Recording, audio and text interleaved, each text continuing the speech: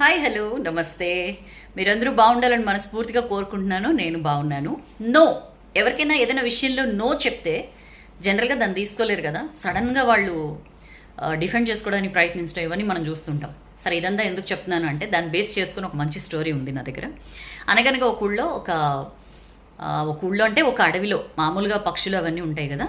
అయితే ఒకసారి ఒక పిచ్చుకల ఫ్యామిలీ గూడు కట్టుకుందామని చెప్పి తిరుగుతూ తిరుగుతూ ఒక పెద్ద వృక్షం దగ్గరకు వస్తే, మేము ఇట్లా నీ కొమ్మ మీద గూడు కట్టుకోవచ్చా, మేము మొత్తం ఫ్యామిలీ అంతా ఉంటామంటే ఆ వృక్షం అంటుంది, హేపే వెళ్ళి వేరే చెట్టు వెతుక్కో, నేనే దొరికానా, అది ఇది అని చెప్పి తిట్టి కసిరి పంపించేస్తుంది. సౌజన్య, పక్షులు ఏంటి, చెట్టుని పర్మిషన్ అడగడం ఏంటి, ఇలాంటి లాజిక్లు మాత్రం లాగద్దు. It's a story, please focus on the moral. అయితే వెళ్ళి పాపం ఫీల్ అవుతాయి అనమాట. అంతెందుకు ఈ చెట్టుకి అంత ఇదెందుకు, మరీ అంతలాగా కసిరేసి మరీ నో చెప్పాలా, తనేమైనా అరిగిపోతుందా మనం దాని మీద గూడు కట్టుకుంటే, అది ఇది అని చెప్పి నానా తిట్లు తిట్టుకుని వెళ్ళిపోతాయి. అక్కడి నుంచి వెళ్ళిపోయి ఇంకొంచెం అవతల ఒక చెట్టు ఉంటే ఆ చెట్టుని అడిగితే సరే కట్టుకోండి అని చెప్పి అంటుందన్నమాట. అప్పుడు చక్కగా పిచ్చుకలన్నీ మంచిగా గూడు కట్టుకొని అందులో ఉంటాయి. సరే, మామూలుగా ఋతువులు మారుతాయి కదా. తర్వాత వర్షాకాలం వస్తుందన్నమాట. వర్ష ఋతువు వచ్చిన తర్వాత ఒక్కసారి పెద్ద గాలివాన, భయంకరమైన గాలివాన అనమాట. ఈ చెట్లు అన్నీ కూడా ఒక నది ఒడ్డున ఉంటాయి. అయితే ఆ పెద్ద గాలివానకి, విపరీతమైన గాలివాన వచ్చేసరికి ఈ చెట్టు అంటే ఏవైతే పక్షులు ఫస్ట్ వెళ్ళి అడిగిన చెట్టు ఉంది కదా, ఆ చెట్టు పాపం వేళ్లతో సహా మొత్తం ఇట్లా అయిపోయి పడిపోయే ఇదిలో ఉంటుందన్నమాట.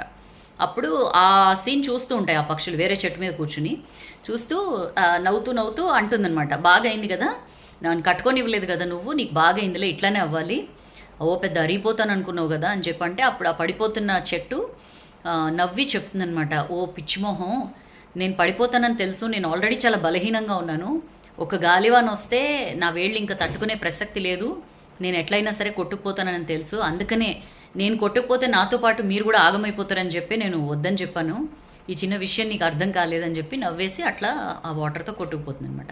చాలా చిన్న స్టోరీ అండి, కానీ ఎంత వాల్యూ ఉంది కదా. మనం ఏదైనా మనం అడిగిన దానికి ఎవరో నో చెప్పారనో, లేకపోతే మనం ఏదైనా కోరుకుంటే దేవుడు ఇవ్వలేదనో మనం చాలా దాన్ని సీరియస్గా తీసేసుకుని దాని మీద కక్షలు కార్పణ్యాలు పెంచేసుకుని ఒక రకంగా బిహేవ్ చేస్తూ ఉంటాం. But never do it. ఎందుకంటే మనం అనుకున్నది ఏదైనా జరగట్లేదు అంటే దాని వెనక ఏదో రీజన్ ఉంటుంది. ఇది మనకి కరెక్ట్ కాదు అని చెప్పి దేవుడు సంకేతాలు ఇస్తున్నట్లుగా మనం భావించాలి తప్ప దాన్ని వేరే యాంగిల్కి వెళ్ళి నెగిటివిటీ డెవలప్ చేసుకుని అంత అవసరం లేదు. అండ్ ఎవరైనా మీకు ఏదైనా విషయంలో నో చెప్తే that's okay to say no. మీరు కూడా ఎవరికైనా నో చెప్తే that's okay to say no.